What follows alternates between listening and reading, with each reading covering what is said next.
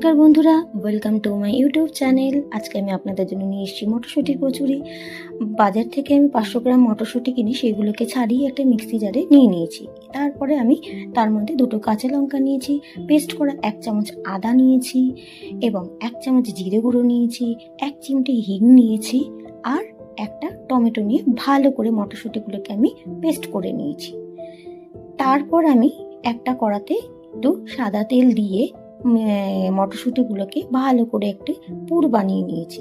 এরপর এই পুরটাকে রেখে একটা গামলাতে ময়দা নিয়েছি, তার মধ্যে নিয়েছি নুন, চিনি এবং তেল দিয়ে ভালো করে ময়দাটাকে মেখে আমি 10 মিনিট রেস্ট রেখে দিয়েছিলাম।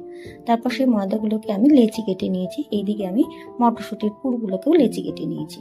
এবার মটরশুঁটিগুলোকে আমি ময়দাগুলোকে আমি ওই মটরশুঁটির পুর আর ময়দার লেচিগুলো সুন্দর করে লেচিগুলোর ভেতরে ফাঁকা করে মটরশুঁটির পুরগুলো ঢুকিয়ে নিয়েছি।